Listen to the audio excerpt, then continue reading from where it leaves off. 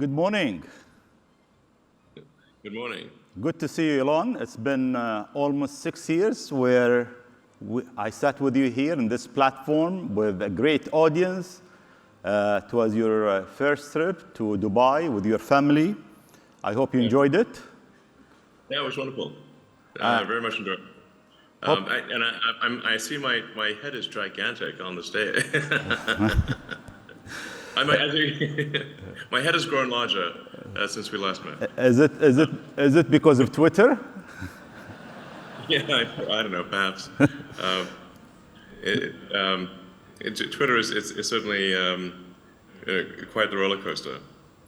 Elon, just it's been 6 years. Within 6 years, we've seen tremendous things since our last conversation. We've seen the pandemic, Russian-Ukrainian war, development of ChatGPT.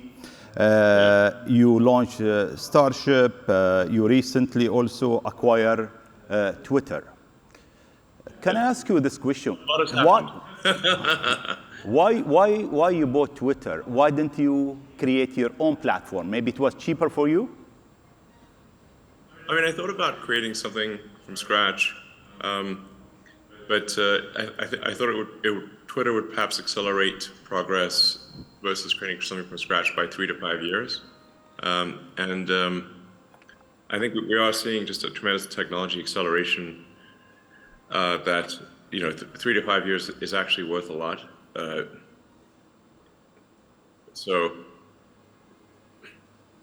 mean, to be frank, I was a little worried about the direction that and the effect of social media on the world, and especially Twitter. And I thought it was very important for there to be a maximally trusted sort of digital public square where people, within countries and internationally could communicate with the least amount of censorship allowed by law. Obviously, that varies a lot by jurisdiction, but I think in general, social media companies should adhere to the laws of countries and not try to put a thumb on the scale beyond the laws of countries. I think this is something that is probably agreeable to the legislators and the people of most countries. So I think that's the general idea, is just to reflect the values of the people, as opposed to imposing the values of essentially San Francisco and Berkeley, which are somewhat of a niche ideology as compared to the rest of the world. But Twitter was, I think, doing a little too much to impose a niche San Francisco Berkeley ideology on the world. I thought it was important kind of for the future of civilization to try to correct that thumb on the scale, if you will, and just have Twitter more accurately reflect, like I said, the values of the people of Earth. That's the intention, and hopefully we succeed in doing that. But how do you see Twitter? If we say 5 years down the road, what's your vision for this platform? What should it do? Well, I think I'd like to, have this sort of long-term vision for something called X.com from way back in the day, which is kind of like a sort of like an everything app, where it's just maximally useful. It does, payments, it does, so it provides financial services, provides information flow, really anything digital, and also provides secure communications. So really I think be as useful as possible, as entertaining as possible, and also to be like a source of truth. Like if you want to find out what's going on and what's really going on, then you should be able to go on X, the X app, and find out. So it's a sort of a source of truth, and a maximally useful, I guess, app is about the wrong word, but system. And Twitter is essentially an accelerant to that sort of maximally useful everything app. Yeah. How you are gonna? I mean, if you look at Twitter today, I mean, it's a platform. Sometimes there is a lot of misinformation in Twitter. Sometimes I don't feel comfortable even because there is some way there is this negative between nation, between people, between a different ethnic group. There is this hate thing. How you are gonna fix this issue where you are on a mission for humanity to get them together? I think there's something that we're putting a lot of effort into called community notes. It's currently just in English, but we will be expanding it to all languages. That is, I think, quite a good way to assess the truth of things, where it's the community itself, basically the people of Earth who are basically, not exactly voting, but competing to provide the most accurate information. So it's sort of a competition for truth. And I think it's a very powerful concept to have a competition for truth. And because you can also say, like, what is true? It's because what may be true to some may not be viewed as true to others, but you want to have the closest approximation of that. So I think the community notes thing is very powerful. I think trying to have as many organizations and people and institutions verified as being legitimately those people and organizations is important. And to have the organizational affiliation clearly identified, so that if you want to find out if somebody's actually, if an account is actually, say, from a member of parliament or a journalist, or let's say if a Twitter handle is actually belongs to, say, Disney Corporation or something like that, you can go on Twitter and it's sort of an identity layer of the internet, and you can confirm that is in fact the case. And I think once you've got these sort of interlocking sort of identities, it's actually very hard to be deceptive in that case, because and it's also, you have a reputation to protect at that point. So I think then people are far more likely to be measured in their response, and be more reasonable, since they have reputational value at that point. So these are some of the ideas that I have, and I'm not saying that for sure it will succeed or that it's going to be perfect, but I am confident that it will, over time, head into a good direction. And I think the evidence for that will be, do people find it useful? As we're measuring sort of the total user minutes, but not just user minutes, unregretted user minutes is, I think, the key figure of merit.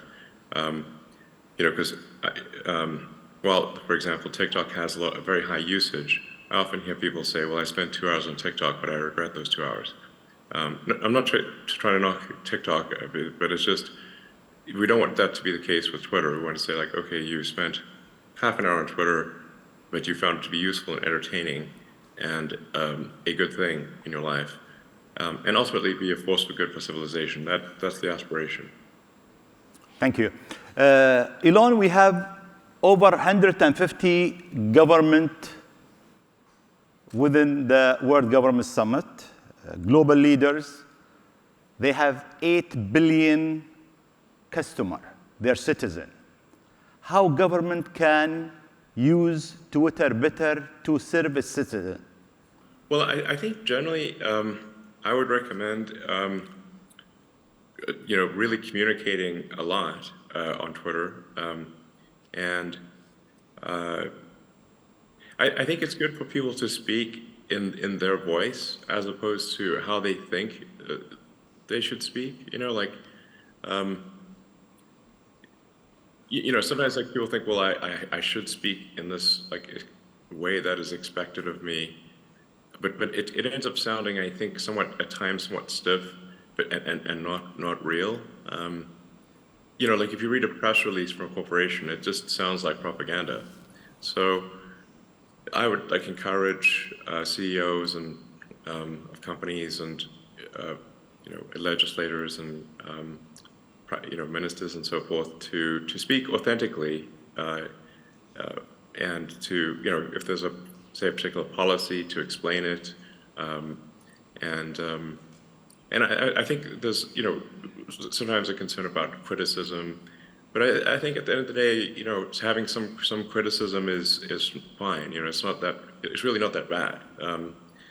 I mean, I'm constantly attacked on Twitter, frankly, and I don't mind. It's you know, you have to be somewhat thick-skinned, I suppose, at times. You know, just because they really will try to twist the knife.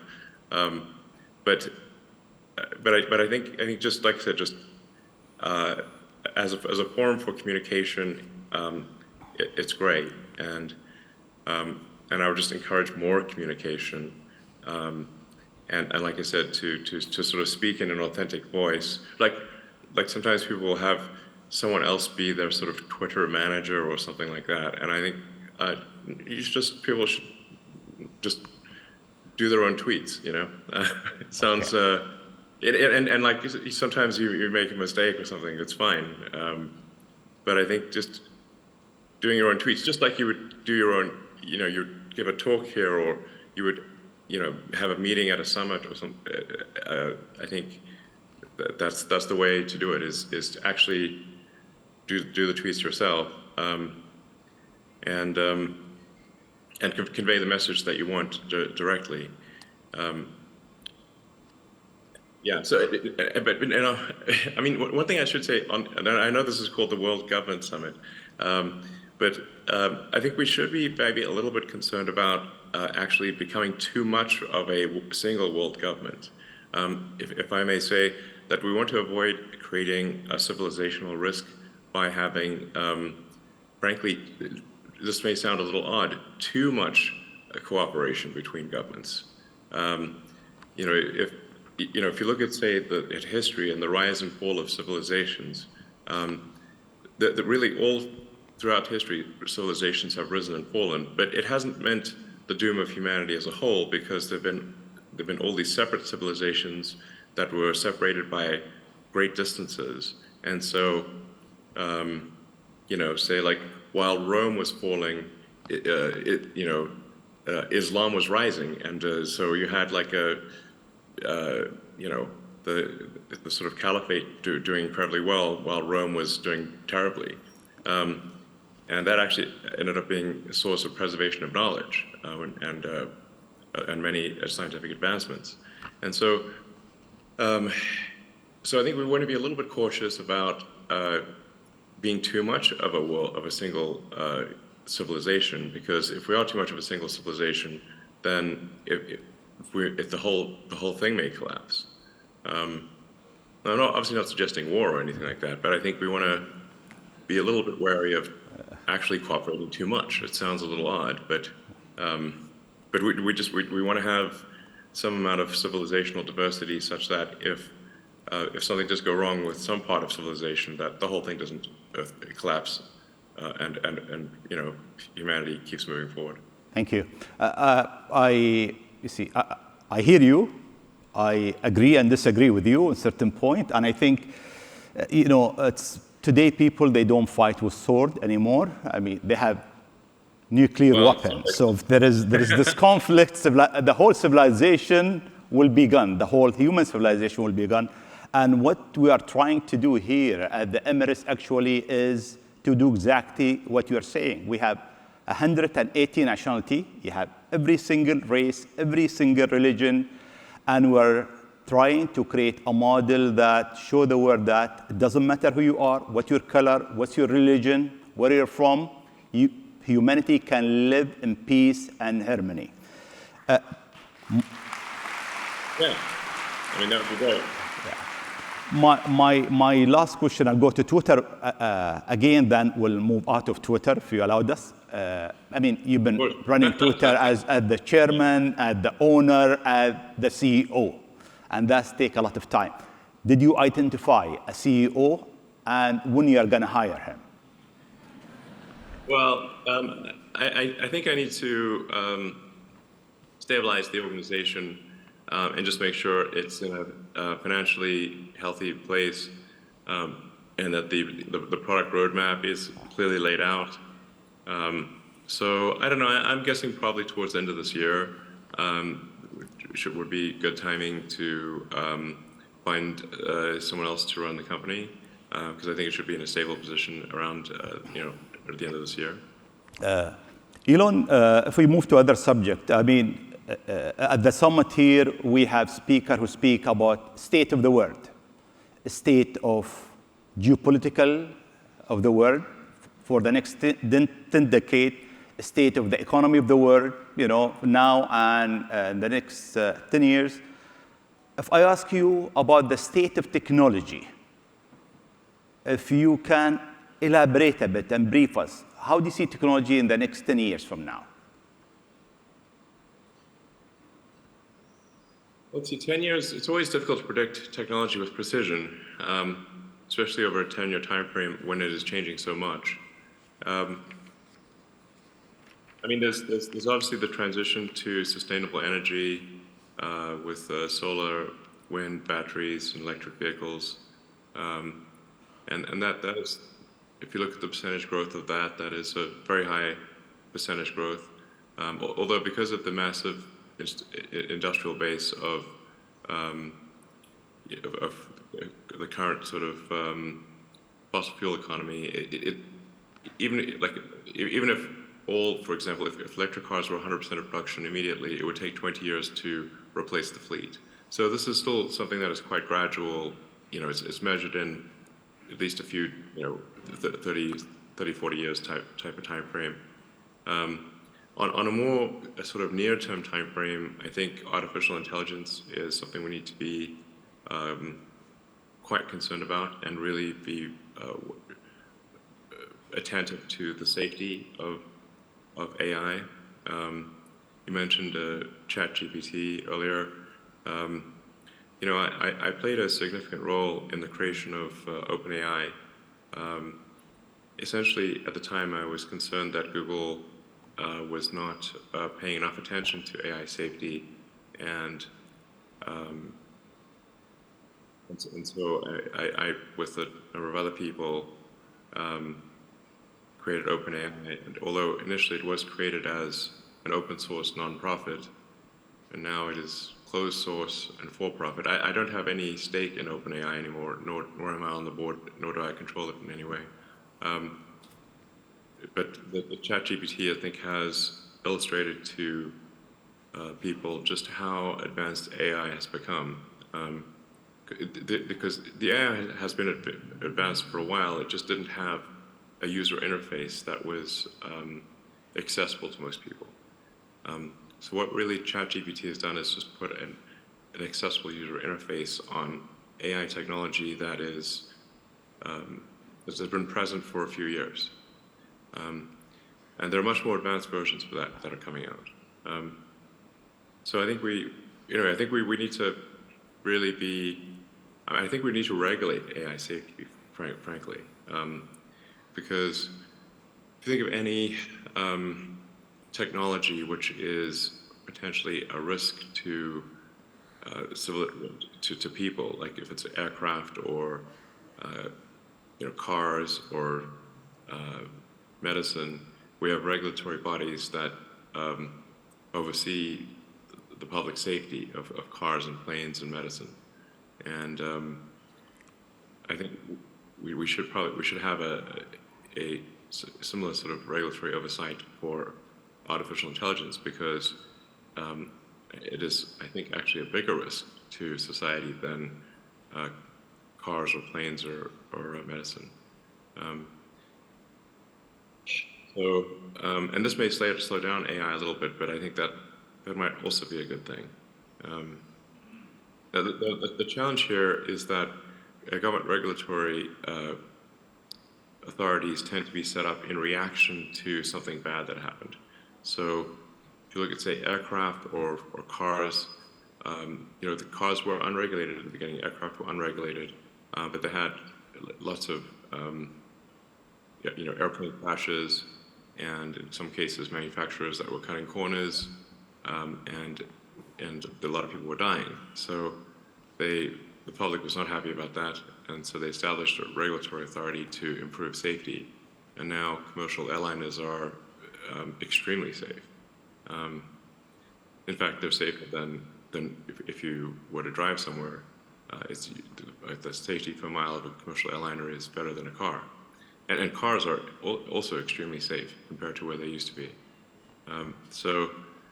But if you look at, say, the introduction of seatbelts, the auto industry fought the introduction of seatbelts as a safety measure for, I think, 10 or 15 years, before finally the regulators made them put seatbelts in cars.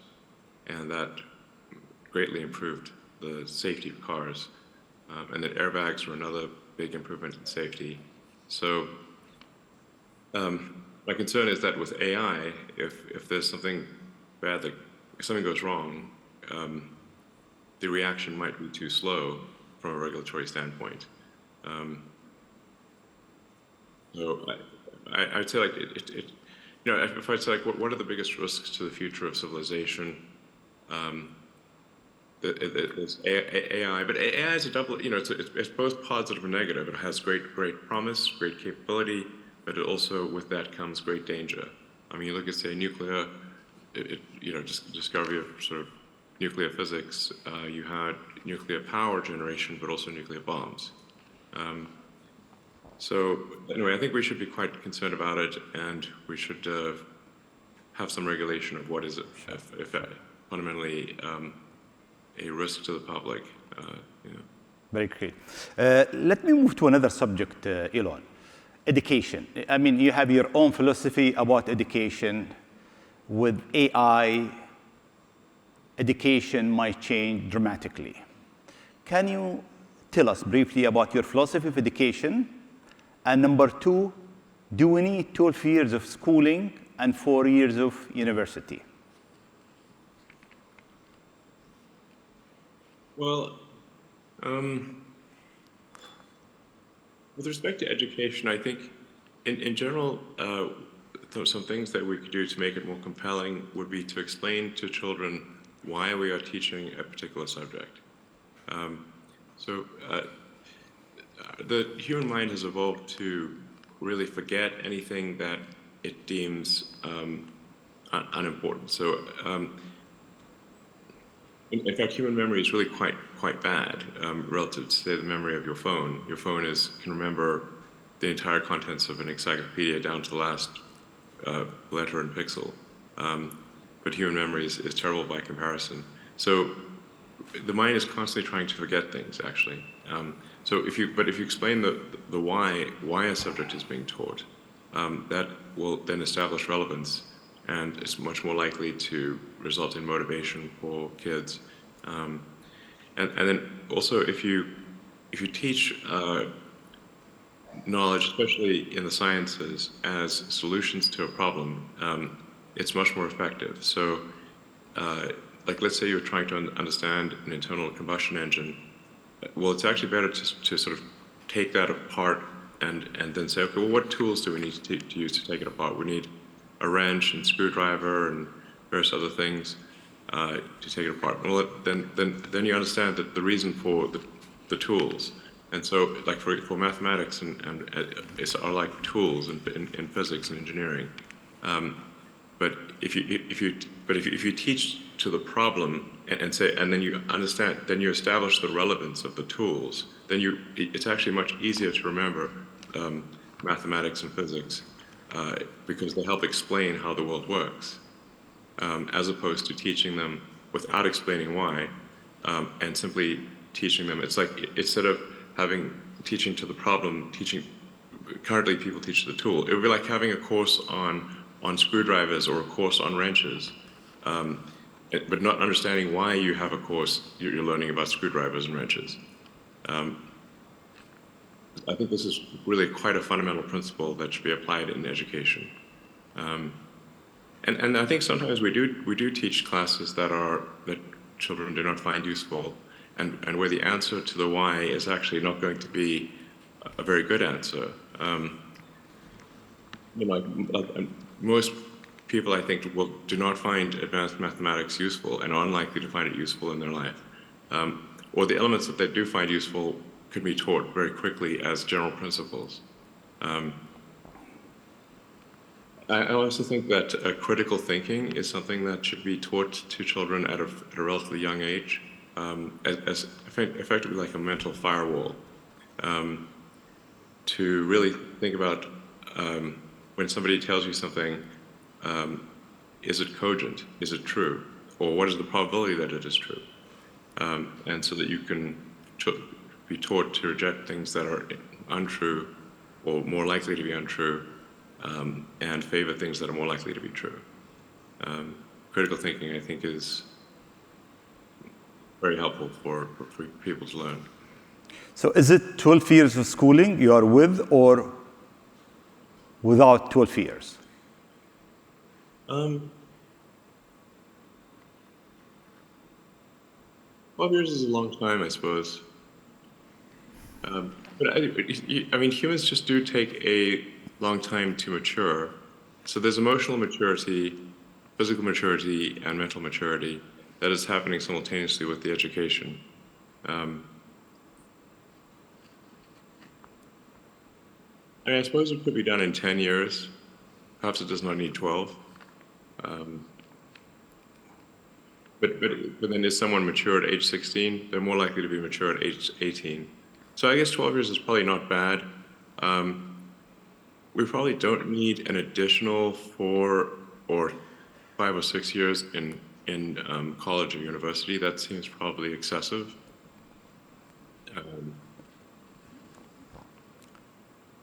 I think we would probably shave a few years off and be fine. Right. Okay. Kids will love it, by the way. Yeah. But social media. But we spend so many hours on social media. I mean, the average sometime in certain country, 3-4 hours on social media. And sometimes when we go to our kids, we see them spending also long hours. Part of it's knowledge. Do you have any rule for your kids? I mean, how much they can spend in social media? I've generally not tried to restrict social media for my kids, although that might have been a mistake. Depending on which kid it is, they've really been programmed by Reddit and YouTube, I'd say, more than anything else, Reddit and YouTube. I think probably I would limit social media a bit more than I have in the past. And just, let's take note of what they're watching, because I think, at this point, they're being programmed by some social media algorithm, which you may or may not agree with. So I think probably one needs to supervise children's use of social media, and be wary of them getting programmed by some algorithm written in the Silicon Valley, which may or may not be what you want. Elon, you've been working very hard. I mean, since 6 years ago we met, you look much younger, by the way, than 6 years ago. Thanks. You look great too. But I know that you've been working for almost 20 hours a day. You sleep in the sofa in the office, maybe Twitter office, Tesla office. You told me once I was with you at Tesla's office. How do you balance your life? I mean, with this stress, with so many different, you're in so many different company parallel. How do you balance it? Well, I should point out that a 20-hour workday is relatively unusual and rather painful. But I do sleep 6 hours a night. So, and if I sleep less than 6 hours a night, I find that I might be awake longer, but I get less done. So, But I do work a ridiculous amount, I think, relative to most people, in that it's pretty much 7 days a week, and mostly from when I wake up to when I go to sleep.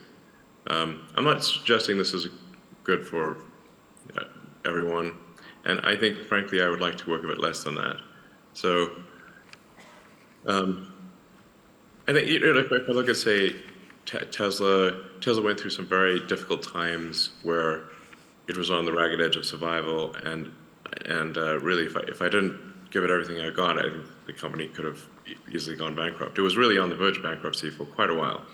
I don't mean to suggest complacency at this point, but it does require much less work to operate Tesla now versus, say, in the 2017 to 2019 timeframe. And it's not at mortal risk of survival. It's achieved economies of scale that make it, not on the ragged edge of survival. And then SpaceX also has a strong team and is able to make a lot of progress, even if I spend less time there. It does help if I spend time there, but it keeps making progress even if I don't. Twitter is still somewhat of a startup in reverse, and so there's a lot of work required here to get Twitter to a sort of a stable position, and like I said, to really build the engine of engineering, of software engineering at Twitter, and have it really have like I said, a great product roadmap and the people in place to implement that product roadmap. And so it is not my intention to work like crazy. I think I got be comfortable with a mere 80-hour work week would be fine. All right. And that is what I would aspire to. Thank you. We are running out of time. I have one last question I have to ask you. Sure. 3 UFO been shot, one over Alaska, Lake Huron, and Canada. Alien, no alien? I don't think it's aliens, no. Okay. I do find the whole question of aliens a very interesting one. What is typically called the Fermi paradox, which is that if the universe is really as old as science seems to think it is, and where are the aliens? Have we really been around for 13.8 billion years? If so, shouldn't there be aliens all over the place? The crazy thing is I've seen no evidence of alien technology or any alien life whatsoever, and I think I'd know. SpaceX, we do a lot. I think I know. I don't think anyone knows more about space, than me, or at least the space technology. But I think it's actually a troubling thing if there are no aliens as well, which is that what that actually could mean then is that sort of civilization and consciousness is like a tiny candle in a vast darkness, and a very vulnerable tiny candle that could easily get blown out. And I think we should therefore take great care with what may very well be this tiny candle in a vast darkness, and make sure that it does not go out, and that we extend the light of consciousness beyond Earth, and do everything we can to ensure that the light of consciousness does not go out. Elon, we run out of time. Thank you very much, and hopefully to see you next year with us here in the Emirates with your family. Sounds good. And thanks so much. Thanks again for having me. Thank you. Thank you. We'll see you. Bye-bye. Bye-bye. Thank you.